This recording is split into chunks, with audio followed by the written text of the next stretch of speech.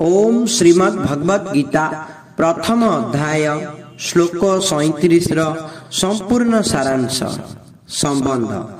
पूर्व श्लोक रे युद्धर दुष्परिणाम दर्शाई अर्जुन एवं युद्ध करिवार अनौचित्य दर्शाउछन्ति।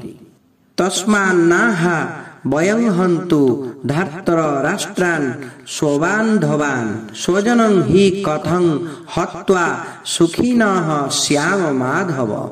तेणु निजर बांधव एही धृतराष्ट्रंक संबंधी मानंकु मारिबा पाई आमे योग्य नहु, कारण हे माधव निज कुटुंब मानंकु मारी आमे सुखी हेबु किपरि। व्याख्या। तस्मान्नाहा वयं हन्तु धार्तर राष्ट्रान् स्वबान्धवान्।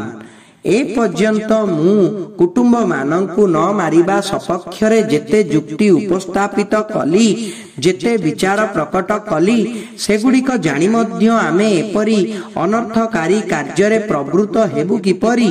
निजर बांधव एही धृतराष्ट्रंक संबंधी मानंकु मारिबार कार्य आम पाई सर्वथा अनुपयुक्त ओ अनुचित।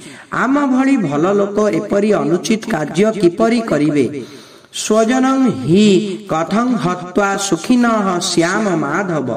हे माधव एही कुटुंब मानंकु मारिबा आशंकारे जदि एते दुख ओ संताप हेउछि, तेबे क्रोध ओ लोभर वशवर्ती होई आमे एमानंकु मारी देले केते दुख न हेबो। एमानंकु मारी आमे सुखी हेबु किपरि। एमाने मोर घनिष्ठ संबंधी। एही ममता जनित मोह जोगु अर्जुनंकर निज क्षत्रिय चित्त कर्तव्य प्रति दृष्टि जाउ नाही। जेउठी मोह हुए सेठारे मनुष्यर विवेक दुर्बल होई जाए। विवेक दुर्बल होई गले मोह प्रबल होई जाए। मोहर प्राबल्यरु निज कर्तव्यर स्पष्ट ज्ञान हुए नाही।